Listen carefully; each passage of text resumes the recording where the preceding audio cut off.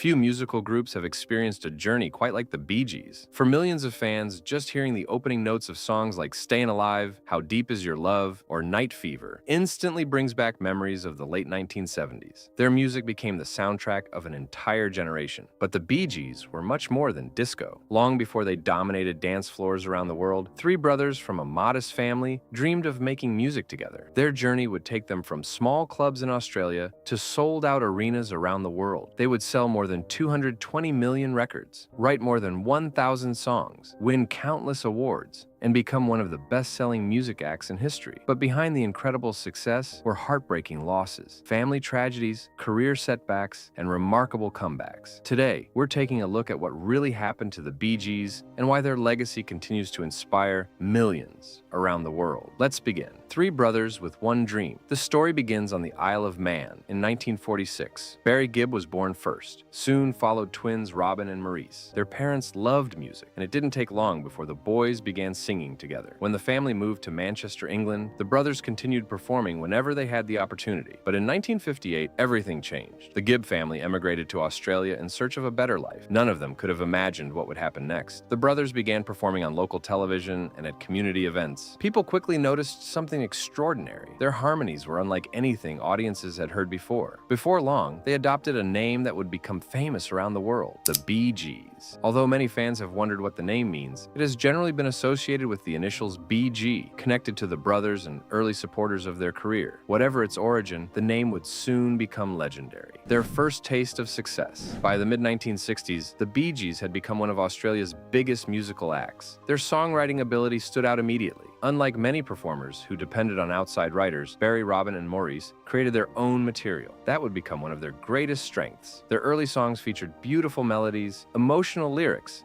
and remarkable vocal harmonies. Eventually, their growing success convinced them to return to England. It proved to be one of the best decisions of their lives. Music manager Robert Stigwood immediately recognized their talent. Soon afterward, the Bee Gees released songs such as Massachusetts, To Love Somebody, I've Got to Get a Message to You, Words. These weren't disco songs. They were emotional pop ballads filled with rich harmonies. The Bee Gees quickly became international stars. Many critics compared them to another famous British group, the Beatles. Although the comparisons were flattering, the Bee Gees were determined to create their own musical identity. Success brings pressure. Fame arrived quickly, perhaps too quickly. As the brothers toured constantly and recorded one successful album after another, tensions began growing inside the group. Creative disagreements became more frequent. Robin believed his voice deserved greater attention. Barry increasingly became the group's primary songwriter. Maurice often found himself trying to keep peace between his brothers. Eventually, the pressure became too much. In 1969, Robin left the Bee Gees to pursue a solo career. Many fans feared the group was finished. The remaining brothers continued briefly, but without Robin, something important was missing. Fortunately, time healed old wounds. Within a year, the brothers reunited. Their greatest success still lay ahead. The disco revolution. The early 1970s brought unexpected challenges. Record sales declined. Radio stations stopped playing many of their songs. Some industry experts even believed the Bee Gees' career was over. Then came one phone call that changed music history. Producer Robert Stigwood asked the brothers to contribute songs for a new movie. The film? Saturday Night Fever. At first, the Bee Gees weren't particularly interested. They had never even read the script. Yet during just a few days of songwriting, they created some of the greatest hits of their career. Stayin' Alive,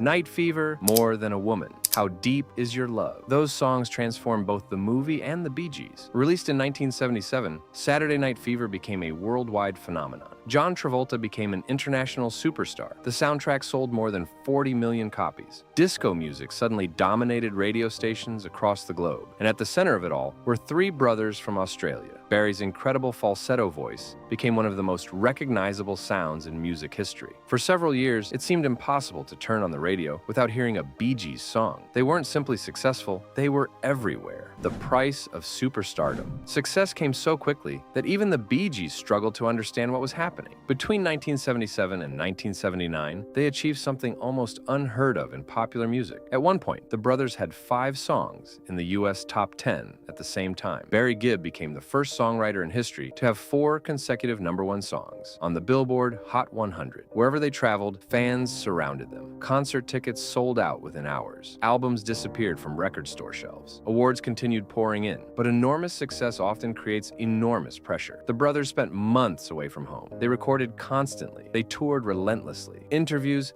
never seemed to end. Although audiences saw smiling faces on stage, life behind the scenes was becoming exhausting. The Bee Gees had become prisoners of their own success. The anti-disco backlash. Then, almost overnight, everything changed. By 1979, many music fans had grown tired of disco. Radio stations that had once played disco around the clock suddenly began removing it from their playlists. Rock fans argued that disco had taken over the music industry. The movement reached its peak during an infamous event known as Disco Demolition Night. On July 12, 1979, thousands of disco records were blown up during a baseball game in Chicago. What began as a publicity stunt quickly turned into chaos. Crowds stormed the field. The game had to be canceled. The event became symbolic of America's growing rejection of disco music. Unfortunately, no group became more closely associated with disco than the Bee Gees. It didn't matter that they had built successful careers years before disco even existed. To many people, they had become the face of the genre. Almost overnight, radio stations stopped playing many of their songs. Record sales slowed dramatically. For the first time in years, the Bee Gees found themselves wondering what would come next. It was one of the most dramatic changes in popularity that the music industry had ever seen. A remarkable comeback. Many artists would never have recovered. The Bee Gees did something brilliant. Instead of focusing only on performing, they focused on songwriting. Their talent as composers had never disappeared. They simply began writing for other artists. The results were extraordinary. They wrote Islands in the Stream for Kenny Rogers and Dolly Parton. The song became one of the biggest country pop hits of all time. Then came Diana Ross's album, Eaten Alive.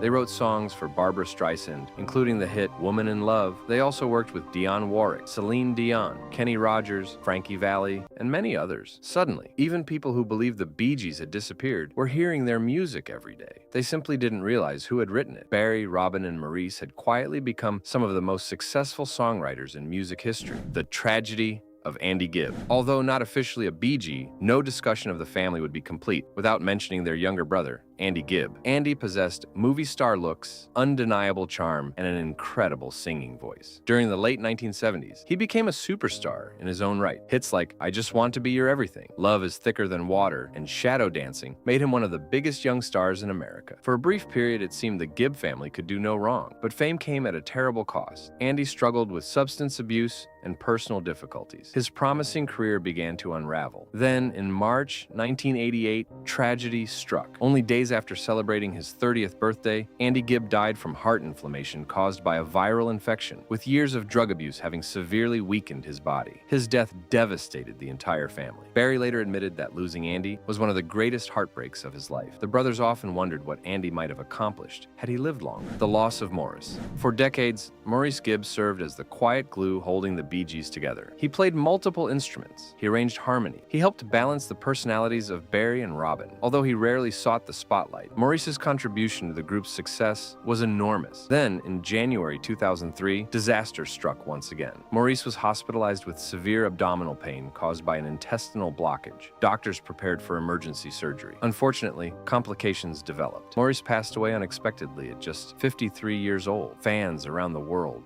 were stunned. For Barry and Robin, the loss was almost impossible to comprehend. They hadn't simply lost a bandmate, they had lost their brother. For a time, it seemed the Bee Gees had reached their final chapter. Robin's final battle. Although Barry and Robin occasionally reunited for special performances, life would deliver another heartbreaking blow. In 2011, Robin Gibb announced he was battling serious health problems. Initially, he appeared optimistic. He continued writing music. He continued hoping for recovery, but his condition worsened. In 2012, Robin passed away after a long battle with cancer. He was only 62 years old. Barry suddenly found himself the last surviving Bee Gee. The three brothers who had spent nearly their entire lives making music together were now gone, except for one. It was an emotional moment not only for Barry, but also for millions of fans around the world. Barry Gibb today. Today, Barry Gibb carries the Bee Gees' extraordinary legacy. Now, in his later years, he continues recording music, performing occasionally, and appearing in documentaries celebrating the group's remarkable career. In 2021, Barry released Greenfield, an album featuring country-inspired versions of Bee Gees classics, performed with artists such as Dolly Parton,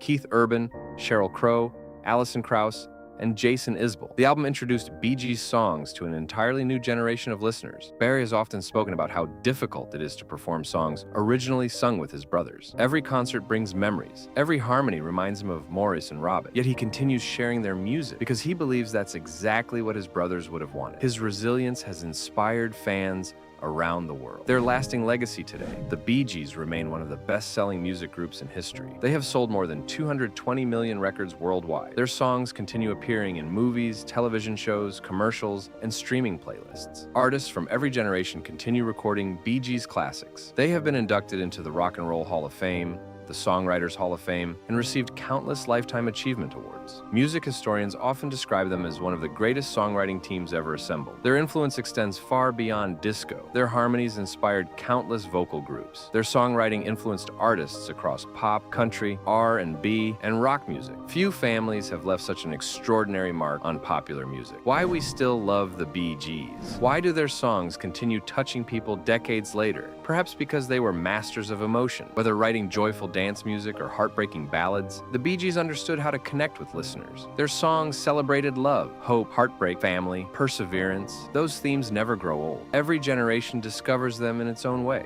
For those who lived through the 1960s and 1970s, Bee Gees music brings back memories of first dances, road trips, weddings, and unforgettable summers. For younger listeners, the songs simply sound timeless. Great music never truly disappeared. Conclusion. The story of the Bee Gees is far more than a story about fame. It's a story about three brothers whose extraordinary talent changed popular music forever. They experienced unimaginable success. They endured painful losses. They survived changing musical trends. They reinvented themselves when many believed their careers were over. And through it all, they never stopped creating beautiful music. Today, Barry Gibb continues carrying the torch for one of the greatest groups in recording history, ensuring that the voices of Morris and Robin will never be forgotten. The Bee Gees didn't just define an era. They created a musical legacy that continues to inspire artists and audiences around the world. Now we'd love to hear from you. What's your favorite Bee Gees song? Was it Stayin' Alive? How Deep Is Your Love? Massachusetts? Night Fever? Or another timeless classic? Share your favorite memory in the comments below. And if you enjoyed this journey through the remarkable life of the Bee Gees, don't forget to like this video, subscribe to the channel, and join us for more stories celebrating the music, memories, and legendary performers who made the good old days unforgettable.